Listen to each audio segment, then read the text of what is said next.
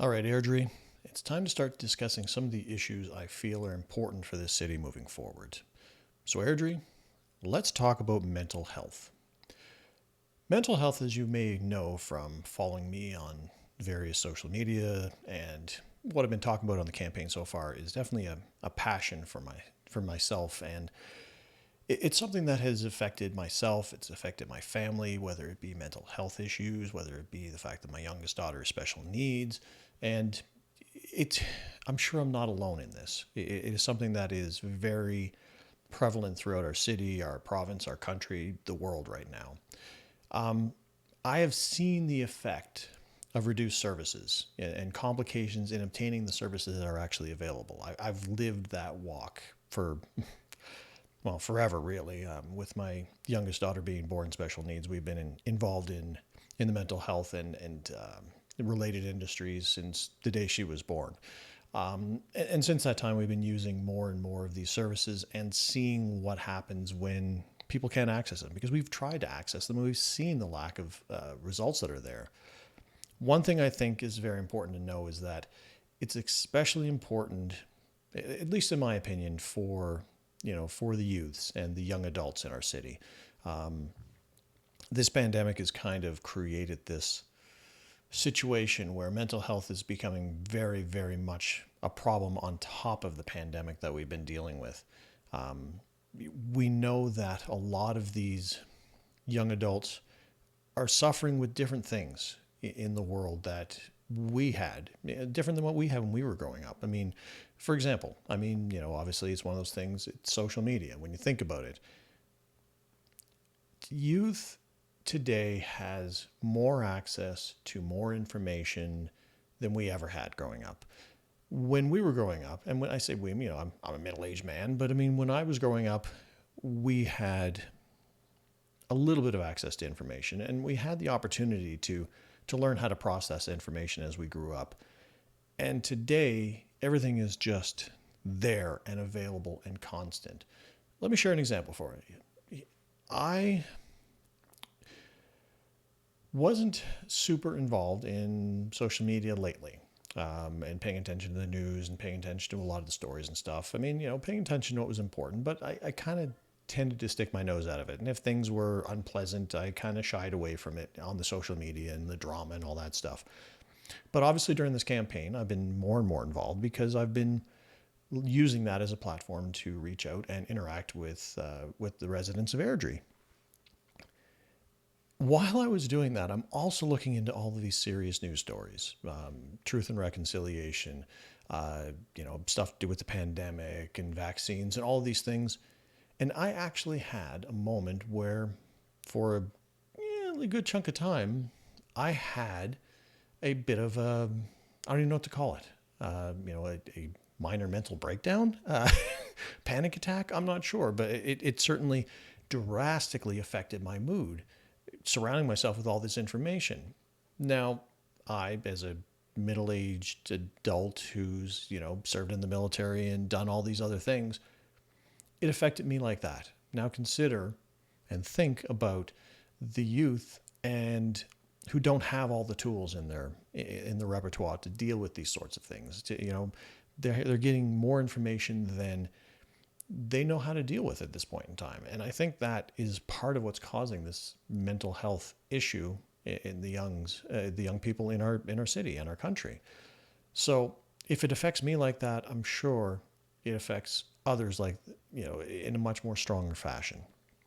As another example, our daughter, our youngest one, like I mentioned, she's autistic, Down syndrome, nonverbal, but she's going to school, and she's in grade 10 right now.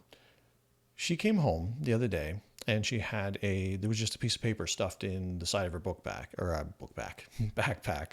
and we took it out, didn't know if it was a note from a teacher or some coloring she had done or whatnot, and took a look at it. And what it was a note, old school note being passed back and forth between two students, I'm guessing in her class, and probably, just thinking out loud, I'm thinking they were almost caught and probably just shoved it in Kenzie's book bag because she wouldn't know any difference. And, she can't read or anything anyway. So So we took a look at it.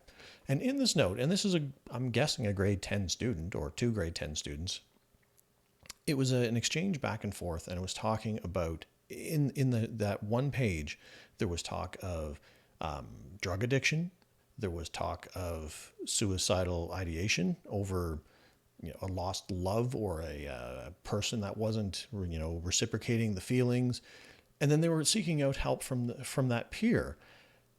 That scared me, because when you think about it, these young people, these young adults, are dealing with all of these serious issues at 15, 16 years old, and then looking to somebody else for their help, another teenager, rather than seeking out mental health support.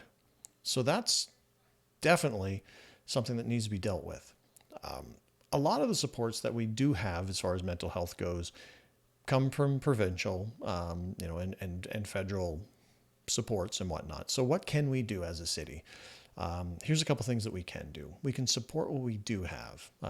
Things like community links. We have the ability to support them from a city level, from a municipal level, to make sure that they have the support they need to provide what they can to the community. I know Community Links has gone through some downsizing lately because of lack of funding, and that's not okay, because Community, on top of mental health, they support so many other different programs throughout the city. So that's something that we need to shore up and not allow to be having to reduce staff, to reduce programs. That's not okay.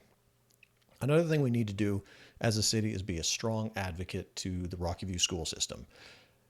Because I deal with the school on behalf of my own children, I know and I've seen that services and hours are being reduced, and the access to some of these programs is not as available as it should be. And that is really not okay, especially considering the fact that our schools, as you know, are bursting at the seams. They're increasing in size. I mean, Burt Church up the road is putting in portable schools or portable classrooms on the outside to accommodate the number of students. So if you have a school that is overflowing with students, a lot of them with mental health issues, be it social anxiety, be it depression, being all these things, and you shove them into these super crowded areas, they're going to need support now more than ever. And what we're seeing is everything being reduced and being cut back, and that's not okay. So we need to be a strong advocate to work with the RVS and make sure that they are making the right moves and support them at the provincial level as best as we can.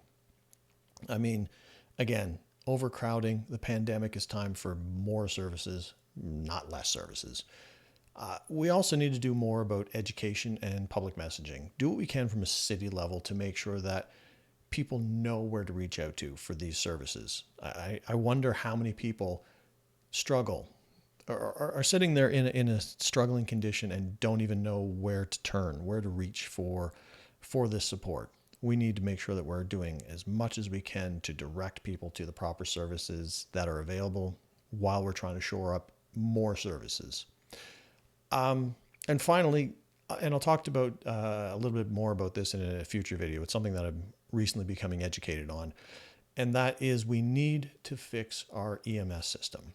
Right now, EMS is struggling to have ambulances available to the citizens of Airdrie in a timely fashion. There's a few different reasons. I'm going to get into that in a little bit here in a different video, just because I want to give it its own time. But that's something that we really, really need to be spending our time as City Council, is advocating to the provincial level to make sure that we're fixing our EMS system, because a mental health emergency can quickly become a situation that requires EMS. I speak from experience. I've lived that more times than I'd care to remember, but it happens, and it's something that is requiring those paramedics to be there in a timely fashion, along with fire and police, to diffuse the situation if it escalates to that level. And I've seen what it looks like when that happens, and you want that support to be there in a very timely fashion. Just in closing here, there's so much I want to do for this city, but shoring up our lagging mental health system is a passion of mine, and I can guarantee you that we'll find no stronger advocate for it on City Council than if you choose to elect me. But that's it for now. Please continue to reach out with your questions, comments, concerns. I've been having so many interactions with the citizens of Airdrie, and it is awesome to see. I'm hoping that's going to lead to a huge voter turnout based on the amount of concern that we're seeing from the citizens as candidates, and people reaching out and people being active and wanting to know what we stand for and educating themselves. And it is awesome to see. So please, please continue to do that. Educate yourself on the issues, and the candidates. Get to know us, get to know who will represent your interests best, whose values and beliefs corresponds with what you value and believe as well, and the direction they want to see the city going. So continue to educate yourself, continue to ask those questions, and please, please make sure that you get out there and vote and make your voice heard. So until then, we'll talk again soon, and I hope everybody has a great day.